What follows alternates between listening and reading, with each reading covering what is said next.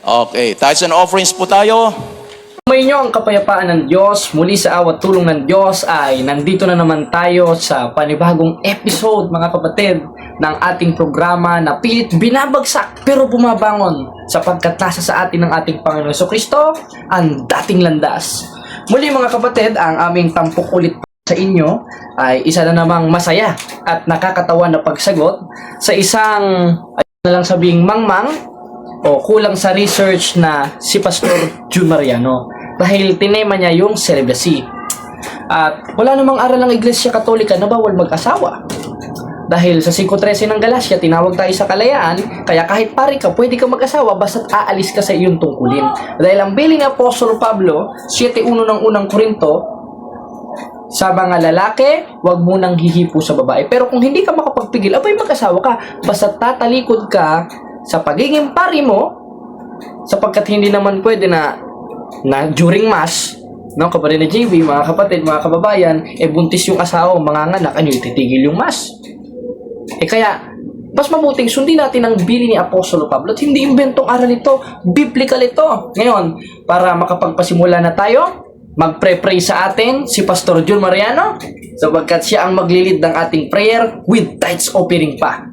Tungkol dito, Panginoon, at pangatawanan, Panginoon, itong Great Commission na binigay mo sa amin. Salamat po sa inyong biyaya sa amin, sa pangalan ng aming Panginoon Jesus. Amen. Alright. Okay, tithes and offerings po tayo. Ano ba yan? Kala ko, panalangin. May tithes and offering pala talaga. Na yan ay utos, mga kapatid, hindi na akma sa panahong Kristiyano, kundi ito'y utos sa panahong patriarka, sa panahon ng mga propeta, at sa panahong mosaiko. Na ito yung tinutukoy sa 3 Gs ng Malakya sa pagbibigay ng ikasampung bahagi na nung dumating ang ating Panginoon Jesucristo, inabolish na, pinalitan na. Basahin natin ang 7.12 ng Hebreo. Ganito ang ating mababasa. Sapagkat nang palitan ng pagkasaserdote, gayon rin kinakailangan palitan ng kautusan. Anong klaseng kautusan? 13.39 ng gawa, yung hindi na tayo aariing ganap. At isa doon sa nakapaloob na yon, yung ibinigay na nito sa Horeb kay Moises sa 4.4 ng Malakyas na ang nasa konteksto in tithes and offering. Kaya pala siya ganun sa mga miyembro niya. Tuloy-tuloy ang paninira niya sa simbahang Katoliko dahil sa tithes and offering. O diba? Dahil sa New Testament, wala namang tithes and offering. Offering meron. Love offering. But not a tithes offering. Sapagkat yung tithes and offering, o yung ikasampung bahagi, at bibigyan ka ng Diyos ang sigsig, liglig, umaapaw, utos lang yun in Old Testament na nung dumating si Kristo, 19 ng Hebreo, inalis niya ang una upang maitatag ang ikalawa. Alin yung ikalawa? 8.3 ng ikalawang Korinto. Sapagkat ayon sa kanilang kaya, nagpatotoo ako. Higit pa sa kanilang kaya, nagsiapuloy sila sa sariling kalooban. Sa kanila hindi. Hindi sariling kalooban. Kalooban ni Pastor. O ngayon, para hindi na tayo tumagal, sagutin natin ang unang paratang. Total, una lang ito. Ito lang ang kinuha ko dahil napakahina ng argumento niya tungkol sa celibacy. Na yun ay sinagot ko na, hindi ko na tiyagain na i-review. Pero kung gusto niyong mapanood ang buo, nasa page nila, nasa Word of Faith Baptist Church ng Binyan, Laguna. Pero mas maganda, i-play natin ang kanyang pamamaratang at ating sasagutin. Tingnan nyo kung gaano kamangmang, hindi ko sinasabing siya, pero mangmang sa research, sa kasaysayan at ayon sa Biblia. Panoodin natin ang paratang ng ating katunggali na manloloko dahil nagsisinungaling tungkol sa kasaysayan, pinapartangan ng maling pamamaratang simbahang Katoliko, ang founder ng Word of Faith Baptist Church. Panoodin natin. 3.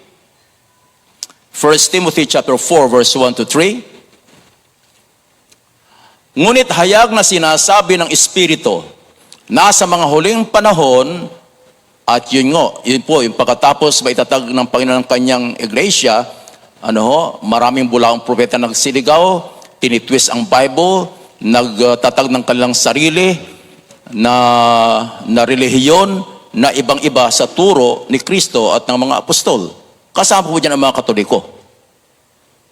Sinasabi nila sila ang unang iglesia. Kung kayo ang tunay na iglesia, bakit iba ang turo nyo? Amen? So bibig lang yan, hanggang bibig lang kami ang tunay na iglesia. Pag hindi kayo Katoliko, hindi kayo tunay na iglesia, teka, bakit nga iba ang turo nyo? Dapat, pareho ng tinuturo ninyo ang turo ng Panginoon at ang turo ng mga apostol. Amen? Ngunit hayag na sinasabi ng Espiritu na sa mga huling panahon, at ngayon nga, mula nung itatag yung relihiyon na yan, no? 333 AD, mula po sa Roma. Kaya nga, Roman Catholic Church yan kasi nagsimula sa Roma. Hindi po yan nagsimula sa Jerusalem. Kasi kung nagsimula sa Jerusalem, dapat ang pangalan nila ay Jerusalem Catholic Church. Tama? Palibhasa ay ang pinanggalingan ay nasa Roma, kaya Roman Catholic Church. Ang nagtatagpo niyan ay mga Romano, hindi po si Kristo na isang Hudyo. Okay?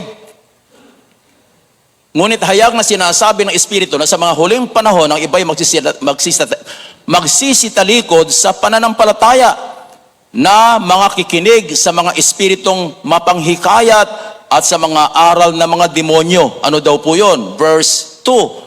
Sa pamamagitan ng pagpapaimbabaw ng Napanood natin siya. Hanggang bunganga lang daw tayo pag sinasabi natin ang nagtatag ng Iglesia Katolika si Kristo. Bakit, Pastor? Napapasok ka? Gusto nyo, Word of Faith Baptist Church ang itinayo ni Kristo, samantalang letra por letra, wala kang mababasa sa Biblia, kapitulo, versikulo, ang tinayo ni Kristo, Word of Faith Baptist Church, sapagkat itinatag lang kayo sa pamamagitan ni John Mariano, diyan sa Binyan, Laguna. O ngayon, nagre-reklamo siya hanggang bunganga lang daw. Lang namang hanggang ilong. Siguro pag nagpapaliwanag ito, gamit ilong. Ngayon, ayon sa kasaysayan, sino bang nagtatag ng Iglesia Katolika na siyang referado sa 16:18 ng Mateo? Na maski ang pintuan ng Hades hindi pa nanaigan ng kanyang simbahan. Ito ba ay si Kristo o si John Mariano? Ngayon, basahin natin sa The New Book of Knowledge Encyclopedia. Ganito ang ating mababasa, kapatid na JB, at ating basahin ang The New Book of Knowledge Encyclopedia, Volume 16, page. Ito genuine ito. John Mariano, baka wala ka, bibigyan kita. Sa Volume 16, page 287. The history of the Roman Catholic Church began in Upper Rome and Jerusalem, not in Roman. Napunta lang sa Roma. Dahil ang utos ni Kristo, 28:19 ng Mateo, yumaon sa bawat bansa. At isa doon sa napili ng Diyos, yung Roma. 1:7 ng Roma. Sa lahat ninyong mga nasa Roma, inibig ng Diyos. Hindi naman sinabing Binyan, Laguna. Ng Word of Faith Baptist Church. Ngayon, balik tayo sa ating tema. The history of the Roman Catholic Church. Nabubulol pala. Nabubulbulbule. Bululbulule. Ganun pa siya eh. Yung pagbanggit niya ng 330 AD o 300 AD, nabubulol. Kinakabahan magpaliwanag. Dahil natatakot siya maubos yung mga miyembro. Dahil kanina nga, pagkatapos manalangin, meron na agad tithes and offering. Ngayon, ayon dito, the history of the Roman Catholic Church began in Upper Rome and Jerusalem almost 2,000 years ago, about 120%. And the church described to be the society founded by Jesus Christ. Amen? O na ganun siya, amen. Gayahin natin. Ibig sabihin, yung sa kanya, chismis. Yung sa atin, history. Sa kanya, history. Sariling kwento. Tanong, utos ba magbasa ng history? 8:8 na ko. Read the book of history and see. Bakit? Sino bang naglagay ng kasaysayan? 41:1 ng awit, ako ang Diyos. Naghatag sa kasaysayan. Ako ang Diyos na gumawa ng kasaysayan. Meron pa siyang sinasabi na hanggang bunganga. Alam nga namang hanggang ilong ka magpapaliwanag. Hanggang kamay, sign language. Hindi naman kami mga pipe. Hindi naman kami mga bibe. Bingi, ba't kami magsa-sign language? Siyempre, gamit bibig. Pero hindi ibig sabihin nun, hindi na totoo yung sinasabi namin sapagkat hindi naman bluff yan, natatakot ka lang. Dahil alam mo sa sarili mo, ikaw ang founder ng samahan ninyo, hindi si Kristo. Dahil ang mga tunay na baptist sa Biblia o mga nabautismohan, dahil ang word baptist, nagbabautismo, nabautismohan, ay matatagpuan natin sa 12:5 ng Deuteronomio sa kanyang tahanan kung sa matatagpuan ng formula ng baptism sa 28:19 ng Mateo sa pangalan ng Ama, Anak at Espiritu Santo at yun ang kanyang tahanan. At yung kanyang tahanan sa 3:15 ng unang Timoteo, yun ang Iglesia ng Diyos, hindi Baptist Church. Nahaligit-saligan ng katotohanan na pagkatapos mga lahat, ayon sa 9:31 ng gawa, tinawag na Hymen et Ecclesiam Catholicos. Means universal, means Catholic Church. Di natuto ka na naman ngayon, Pastor John. Kaya ako natatawa, sineseryoso nila. Seryosong-seryoso sila. Mapapanood nyo. Hindi ko na lang kinuma yung mga sapagkat ang corny ng mga pinagtututuro kasi may tithes and offering pa pala sila dun sa biruin mo. Doon na lang sa pagdepensa, may tithes and offering pa. Oh. Sa Katoliko, wala. Magbigay ka lang ng bukal sa loob mo sa kanila. May request pa, etc. Biruin mo sa kanila, no? Apologetic talk. Parang hindi ko naman sinasabing apologetic talk yon kasi unang-una, wala na yung mga miyembro, hindi naman marunong sumagot sa tanong. Mga impokrito, Oh. mga takot. Takot talaga. Kasi yung puno, takot. Oo. Kaya dahil sabi sa Biblia, kung ang puno sumusunod sa kabulaanan, ang lahat niyang lingkod ay masasama. Kaya yung mga lingkod nito masasama eh. Bakit ko sinabing masama? Dahil ayaw sumunod sa utos ni Kristo na handa sa pagsagot. Ang ginagawa, kaimpokritohan. Kaya unang-una, doon pala sa pananalangin, biruin mo, pagtapos ng panalangin, ibis na, salamat Panginoon Jesucristo, in the name of the Father, Son, and the Holy Spirit, tinawag niya, in the name of tithes and offering. O, i-play ulit natin, ha? Tingnan niyo, mga kapatid. Tungkol dito, Panginoon, at pangatawanan, Panginoon, itong Great Commission na binigay mo sa amin. Salamat po sa inyong biyaya sa amin, sa pangalan ng aming Panginoon Jesus. Amen. Alright. Okay. Tithes and offerings po tayo. O, di ba? Napanood din niyo. Pagtapos manalangin, imbis na sa pangalan ng Ama, Anak at Espiritu Santo, sa pangalan ng Ikapo. Hindi na ako magtataka. Ikalawang Timoteo 3:1 hanggang 5. Nasa panahong mapanganib na tayo, na ang mga manifestasyon noon, yung nasa 16-18 ng Roma, na mga pastor na hindi naglilingkod sa Kristong Panginoon, kundi sa kanilang sariling tiyan. Kaya ang banggit agad, tithes and offering. Di ba? Ikapo na lang, ikapo. Kasi save ka na. Hindi na kailangan gumawa ng mabuti. Eh, tanong yung ikapo, mabuti ba sa kanila? Mabuti. Kasi kung hindi mabuti yun, hindi na ba't nila iti-tithes and offering yun? Ibig sabihin, gumagawa sila ng hindi kasama sa kaligtasan. Dahil para sa kanila, hindi na kailangan sa kaligtasan ang paggawa ng mabuti. Eh, tanong mo kay Pastor, Pastor, yung tithes and offering paggawa mabuti? Gawa, kala ko ba hindi na ikaliligtas, pero kailangan mag-tithes? Kailangan, dahil utos ng Diyos.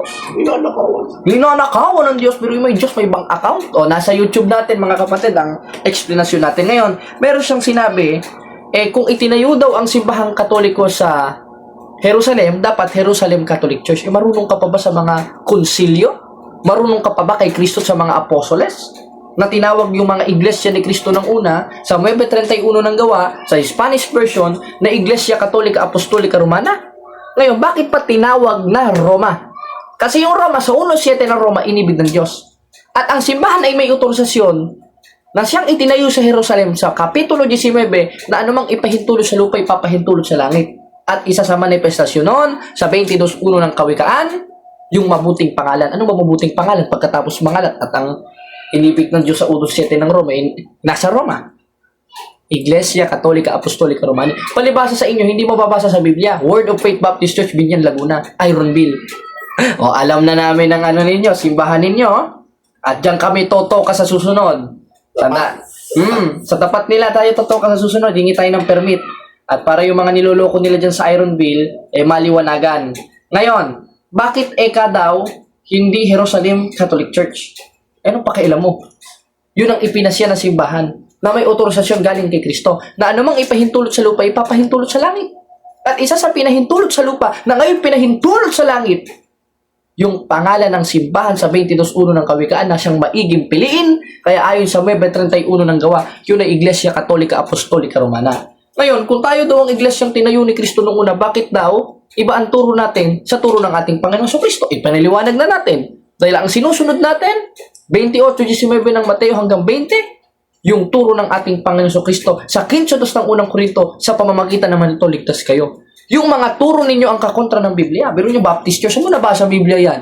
Biro mo, pangalan namin, nababasa sa Biblia, o nasa turo. O pagpalagay na natin, Bible alone rin kami, 4:6 ng unang Korinto, wag hihigit sa mga bagay na nasusulat. Nasusulat bang Iglesia Katolika? Nasusulat. Nasusulat bang bautismo? Nasusulat. Nasa konteksto ba ng 2:15 na ikalawang Tesalonica yung rosaryo, yung novena, yung mahal na araw? Nasusulat. Sa kanila, walang nasusulat. Kaya pasong-paso siya doon sa aral ng simbahang Katoliko na siyang susi at ikapagpapahatid natin sa ating Panginoon Kristo ayon sa 3:24 ng Galacia. Basahin natin. Ano pat ang kautusan ay siyang nagiging tagapagturo upang ihatid tayo kay Kristo. Kaya ayaw ng demonyo nun. Inihambing pa tayo sa iskriba at pariseyo daw. Kayo ang iskriba at pariseyo. Dahil sa dami-dami ng atakihin ninyo, bakit Iglesia Katolika pa? Natatakot ka, no? Dahil ang mga miyembro mo, magkakaroon ng duda, pag hindi mo itinuro yan, mauubos, mawawala ang negosyo mo. Bakit natin sinabing negosyo? Wala na tayong maraming oras mga kapatid. Ipapanood ko na lang sa inyo ito. Masaya ito. Sana masiyahan kayo. Pero bago yan, meron pang binanggit sa 4.1 ng unang Timoteo. Yung mga aral daw ng demonyo, ipagbabawal ang pag-aasawa at umiwas sa mga lamangkati. Sino magsabi sa iyo sa Iglesia Katolika bawal mag-asawa? Kung bawal mag-asawa sa Iglesia Katolika, wala sana ang inyong lingkod na si Kapatid Jari na nagsasalita ngayon. Sapagkat kung bawal mag-asawa, wala sana ako. Wala sana ang Iglesia Katolika. Hindi sana tayo marami. Hindi sana tayo laganap. Yung pagbabawal sa pag-aasawa, sa bokasyon, sa pagpapare, bilin yon. Disiplina yon para sa kaisang palibasa kayo. Wala kayong disiplina. Pangit na simbahan nyo eh. 14:40 ng unang Korinto. Basahin natin. Datapwat gawin ninyong may karapatan at may kaisan. At isa dun sa karapatan at kaisan, sa 7.1 ng unang Korinto, tungkol sa mga bagay na isinulat nyo sa akin, mabuti sa lalaki, huwag munang humipo sa babae. At yung mga pare na binili na ni Apostolo Pablo na huwag mag-asawa, pag hindi na kinaya, may possibility pang mag-asawa. Kaya nga si Sir Val, 'di ba? Yung teacher diyan sa sa Malaban, dating pare 'yon. 'Di ba? Pero ngayon may asawa na. Yun ang disiplina ng simbahan. Pwede kang mag-asawa dahil may kalayaan tayo, basta't aalis ka sa pagiging pare, sapagkat second obligation mo 'yan. Mangyayari diyan walang kaayusan. Tulad mo, tinan mo, mayroon pa siyang mga binanggit, hindi na lang natin pinansin sapagkat napakawalang kwenta para ipalabas natin sa ating programa. O kaya ikaw, gaya ng ating ipinagtapat sa inyo ngayon, bago tayo magtapos ay ipapanood natin ang kanilang panalangin na may igapu. Ngayon, nasagot natin ang mga tanong, debunk, maniniwala pa ba kayo dyan? O yung mga miyembro ni John Mariano, maniniwala pa ba kayo sa puno ninyo? Maniniwala pa ba kayo sa kanila? Niloloko na lang kayo harapan. Nagbabait-baitan na lang sa inyo harapan dahil ang pakay niya, panoodin natin, wala na tayo maraming oras. Huwag nyo muna papatayin. Panoodin nyo mga kapatid ha. Makikita nyo kung anong pakay niya. Manalangin tayo. Si June ang maglilid ng ating prayer. Sige. At nandun na rin mismo ang pakay niya. In the name of the Father, Son, and of the Holy Spirit. Amen. Kapatid na June, kaaway na June, pasok! Tungkol dito, Panginoon, at pangatawanan, Panginoon, itong Great Commission na binigay mo sa amin. Salamat po sa inyong biyaya sa amin, sa pangalan ng aming Panginoon Jesus. Amen. Alright? Okay, tithes and offerings po tayo.